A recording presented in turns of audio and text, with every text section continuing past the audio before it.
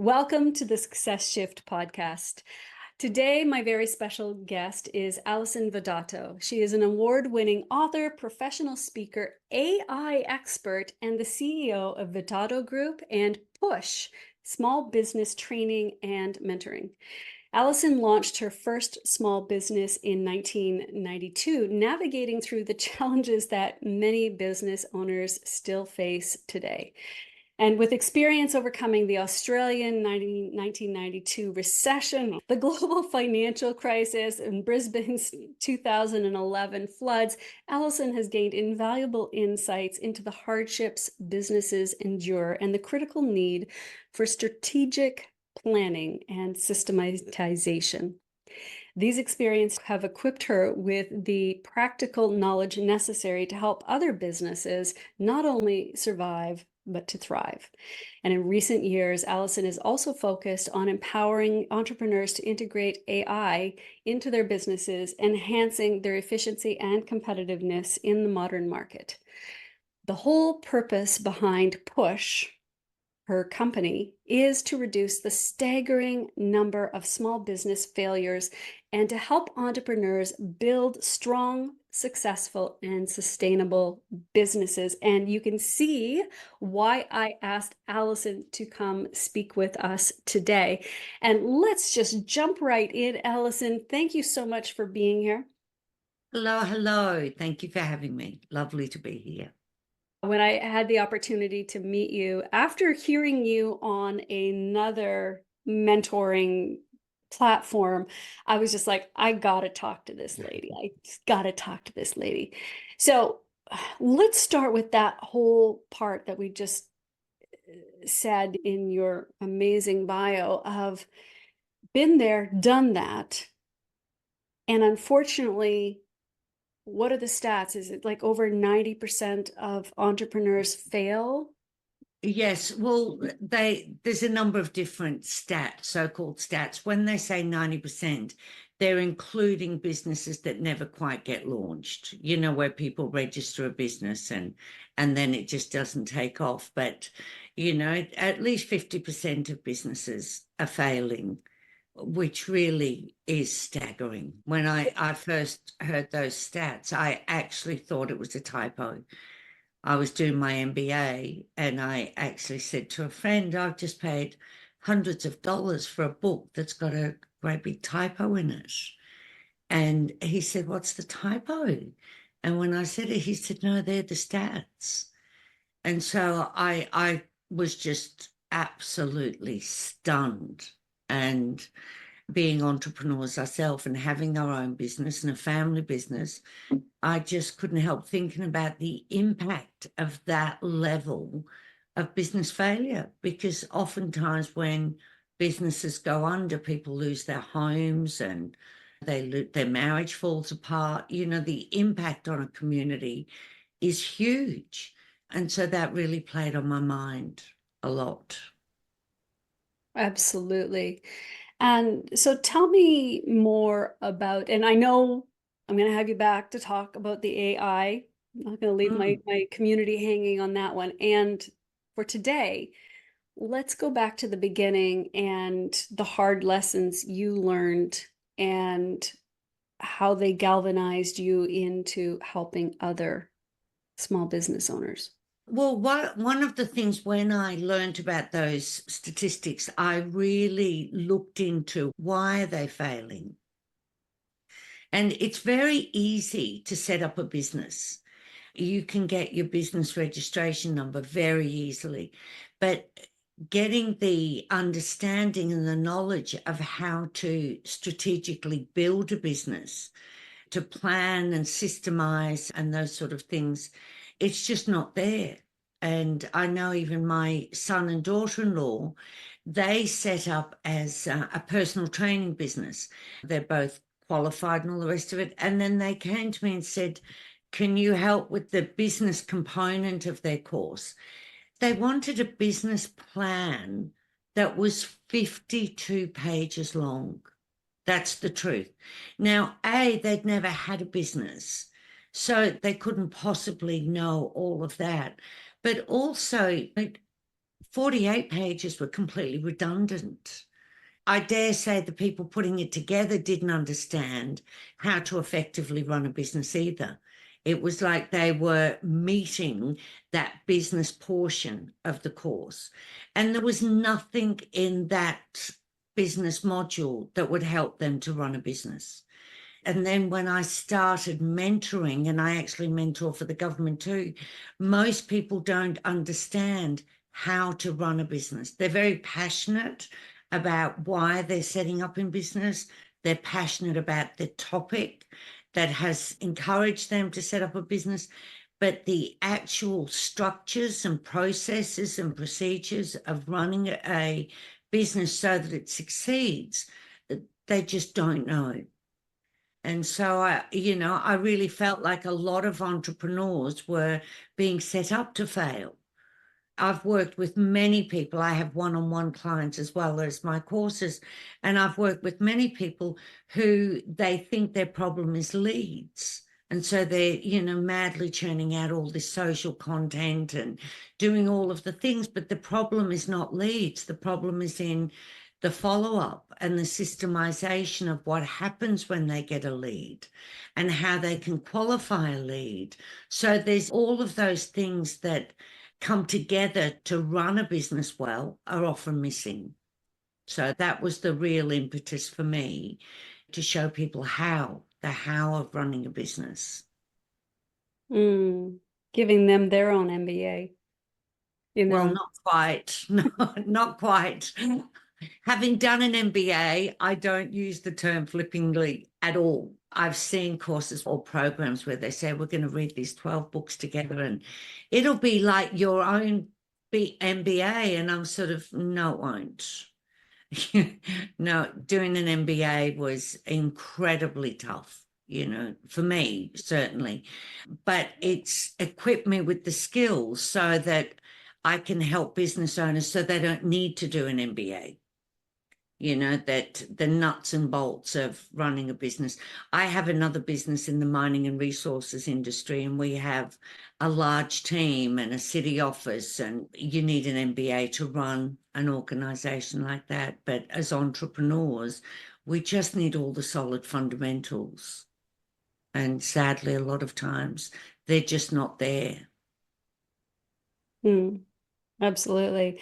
I can speak for myself. When we were in the green room, I mentioned that as a doctor, I can say, and I'm not alone in this, other doctors and health professionals too, we got like zero business training. If anything, it was like this ivory tower mentality of be the best doctor you can be, and people are going to beat down your doors and you'll help thousands and thousands of people and you'll have an amazing life, right? That's what we were told. Just focus on being the best doctor you can be, or the best health practitioner.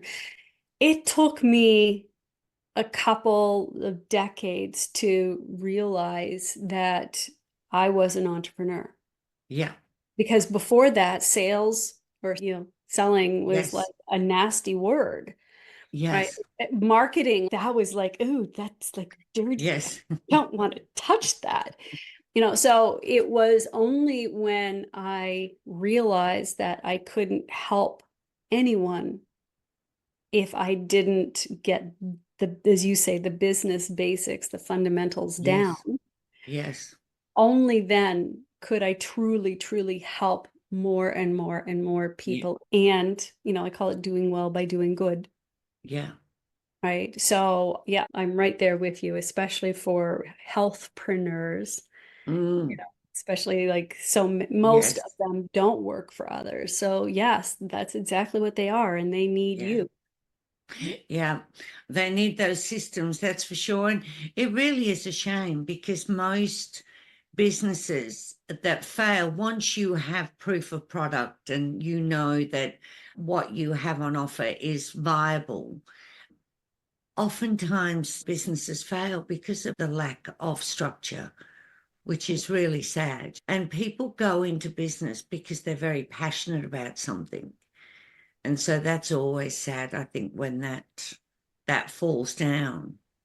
And I remember reading something like, I think it was 40, 50% of businesses that do fail actually have money in the pipeline, but they just don't understand their cash flow conversion cycle to prepare for the time in between, when they deliver the work and when that cash is in the bank. So they can't keep the business afloat long enough for the payments to get in. Whereas putting in a good system there, they can weather those storms, because you have to know how to weather the storms in business because they're coming. They always do, don't they? They always do.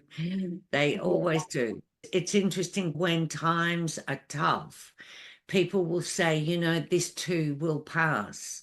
Well, when times are good, you can apply that expression too. This too will pass. And so we need to be prepared for the times that aren't so good. Yeah, that is, and we've seen, when I read out your bio, that was just, I'm sure, small bits of it. We didn't even get into like personal life. Like, things always happen, family members get sick or injured, or you get sick or injured. Happened to me again. I could say me too, like with 10 broken bones. Yes.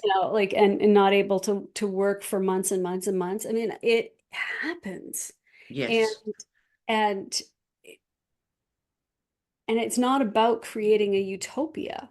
It's about, and I have a feeling that we're on the same page with this, it's about, that biblical phrase, teaching a man how to fish, or a woman, and feeding them for a lifetime.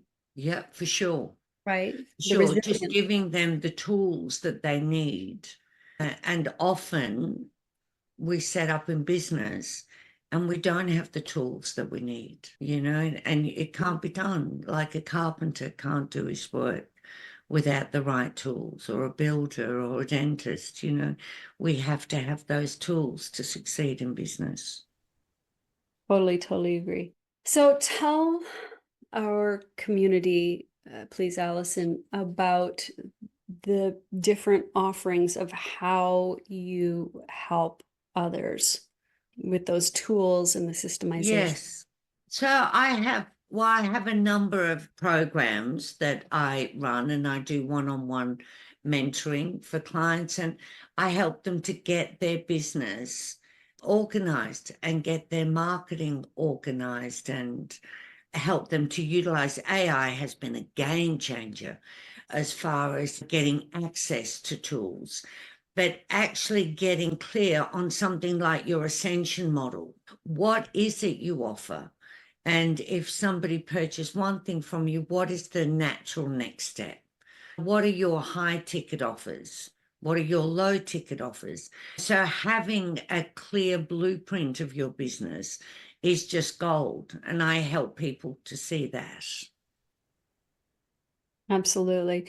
So you showed me a little bit on your website, like behind the scenes. Yes. Of some of the tools. Can you just list some of the tools that? Yes, well, AI is a big one. And so for me, I show people how to, say, map out a funnel using the storyboard framework, for example, around their signature product. So my background is also in teaching adults and curriculum development. And again, when you come up with a course, it needs to have structure. It needs a framework.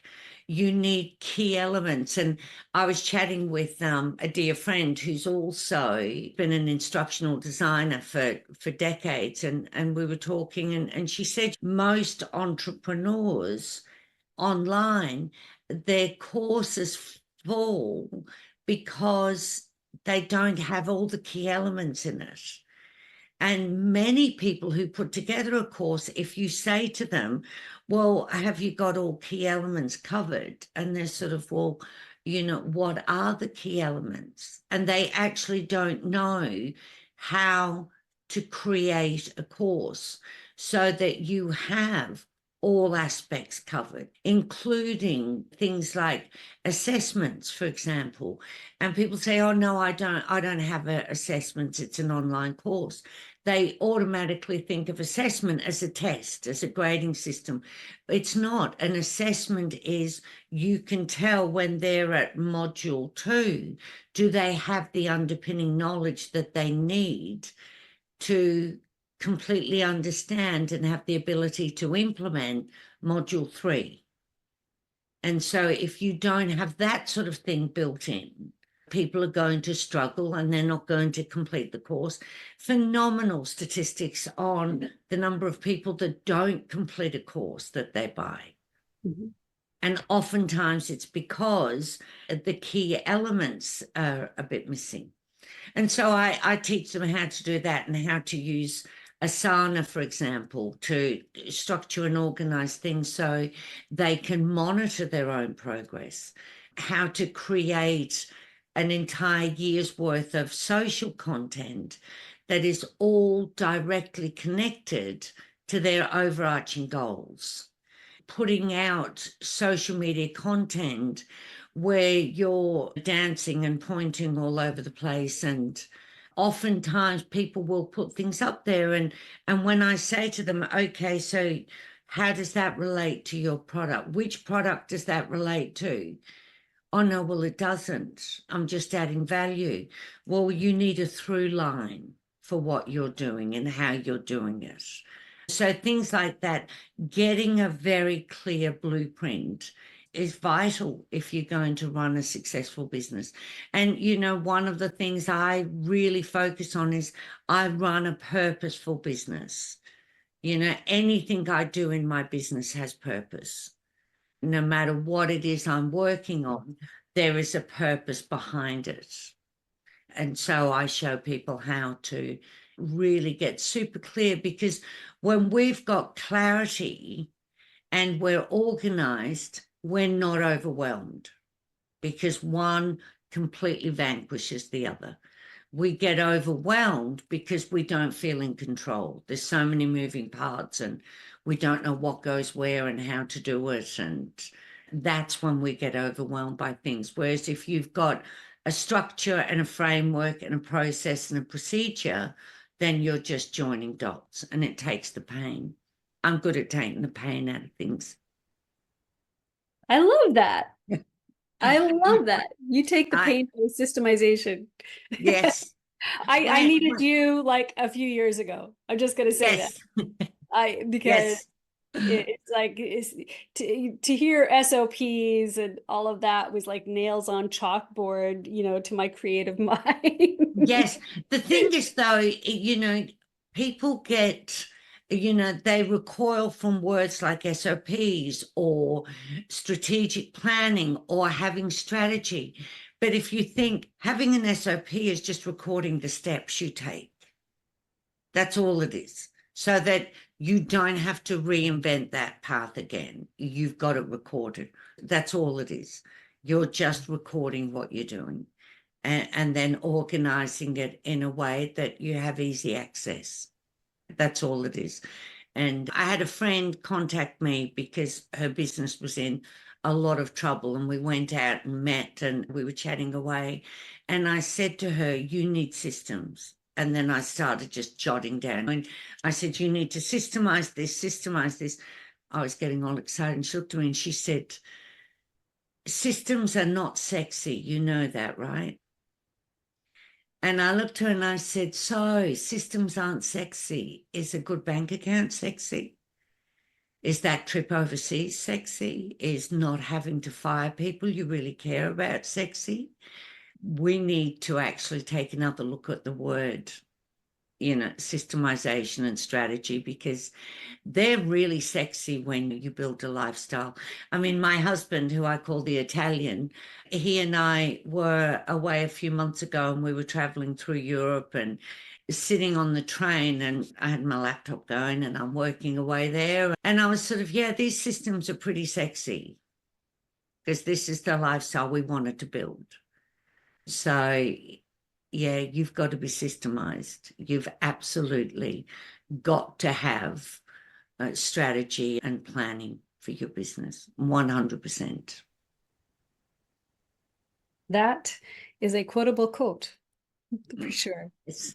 Systems are sexy. They definitely are. Yes, they are. They are. It's, yes, it's a very unsexy mess without them, Yeah. Yeah. for And sure. I think that is, part of the romance. It's kind of like digital nomads, and I'm kind of like semi-nomadic, you could Yes, say. And so we see like Instagrammable images of somebody working on their computer, laptop, sitting on, yes. right? Isn't that the quintessential, like the Mm. life, apparently? Okay, number one, who in God's name would do that? Their computer's going to overheat, right? They're going to get sand Yes, in their computer. yeah, I have often wondered about that. I mean, I was on a train, I think we were in Vienna, going between Vienna and, yeah, there was no sand getting in my computer. I'm with you there. Exactly. I mean, and I get it. It's like I have the ability to live and work anywhere in the world. Mm, And, that is my part of doing well by doing good. And at the same time, that means that, sure, I might be working for the morning and yeah, then I'm off for the afternoon, yeah, going wherever and sightseeing. It's not necessarily taking my laptop with me everywhere. yeah. Oh, 100%. And I think too, a successful entrepreneurial business gives you freedom. And with that freedom, it looks different for all of us. But that really is what it is. It gives you the freedom to call your own shots. I mean, it's been a long time since I had an employer, but I have never not loved the fact that I can book a trip on a whim and not need anybody's permission. Mm. I don't need to apply for leave. I don't need to check if it's okay. I don't need to check how much leave I have available. I really like calling my own shots. And I think running a business with a large family, I have a large family, and they're, of course, my top priority. So being able to wing it with them and run a successful business as I enjoy them to the fullest extent is total freedom for me. Whereas, as you say, for someone else, freedom is to be sitting on a beach with a laptop somewhere. Absolutely. And there's no right or wrong. If somebody wants to get sand on No, the it's, laptop, I'm not going to stop them. yeah, 100%. It's your definition. I mean, I've got friends who are true digital nomads, a month or two at a time in an Airbnb. That is not my idea of freedom. I love my home and I like to travel and I like to come home. And both of us are living our best entrepreneurial life. Absolutely. We have a friend and mentor in common, Jeff Walker, who talks about the launch life because that's Yes, what he's known for. And, yes, we could do the hashtag entrepreneur life, right? yes, Right. That to me is what it's about. And we've had discussions before about the definition of success. yes, And I think you hit the nail on the head that it is really, what does that give you?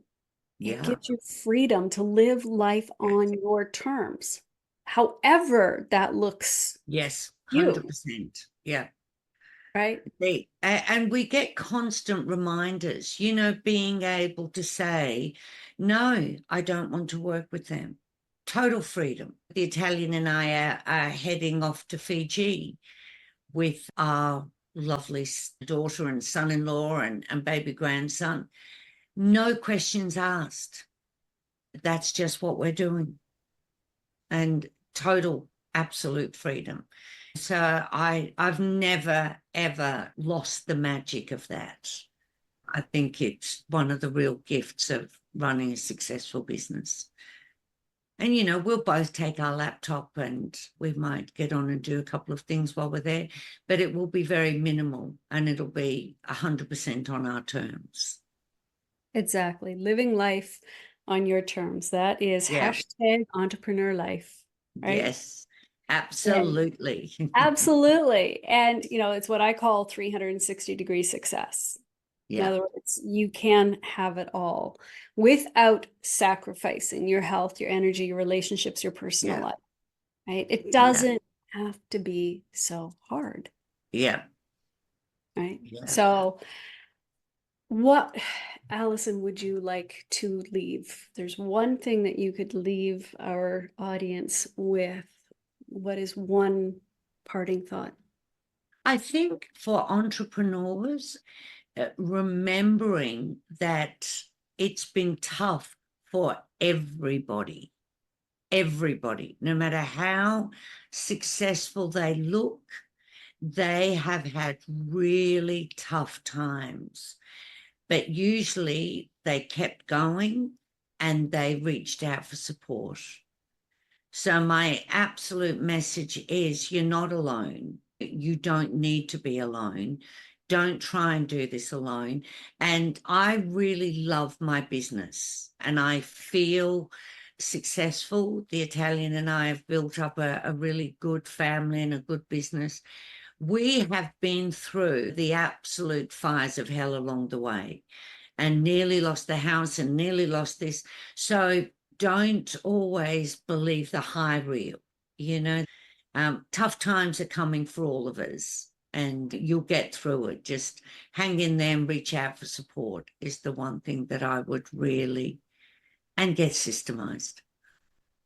And get systemized. And get systemized. I'll always throw in a system. Because systems are sexy.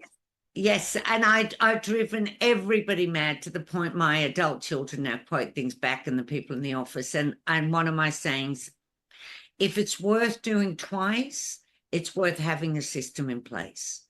And you've got tools like Asana or Trello or Evernote to actually record those systems. So just write down everything you do, everything. Keep just a notebook beside you. Everything you do, what are the steps? Take a Loom video of what you're doing, but systemize it and document it. And that will make your life so much easier. Trust me. Well, it is the key to growing and scaling, so that, as I've told my team members, it's like, do this now so that as you move up and we grow and scale, then others will be coming in under you, doing your job that you are doing now. Yeah. Right. So this is to make it easier so that you don't need to onboard them or also get stuck in this forever. Because I think I thought we were going to end, and I want to ask your opinion on this one thing. What do you say to people who perhaps are feeling the need for security so that they don't want to create systems because they're afraid that then they'll be expendable and they'll lose their job? Well, I think as entrepreneurs, there's an old saying, what happens if I invest all this money and train them and they leave? Well, what happens if you don't train them and they stay? We do things like Loom videos of tasks, and they're all set up in Asana. So we have what we call a hub, and any task is in there, which means I love one-on-ones. I love group training. That is my sweet spot. I can train anyone in anything. I love it.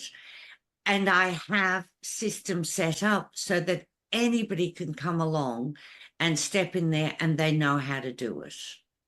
It's going to give you the ability to grow, and you should be working to your strengths for sure. We're not programmed to do all of the things. We're meant to do what we're great at. Now, there are people who love managing the social media and doing the graphics and putting the post out there. If you find that churn and exhausting, stop doing it.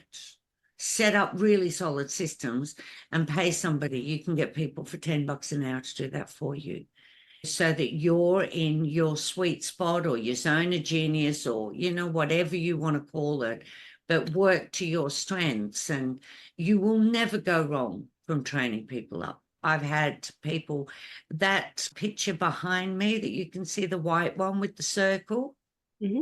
See, that is actually the night sky over Liverpool, England, the night I was born, which is where I was born. And it's got one of my favorite Maya Angelou quotes underneath.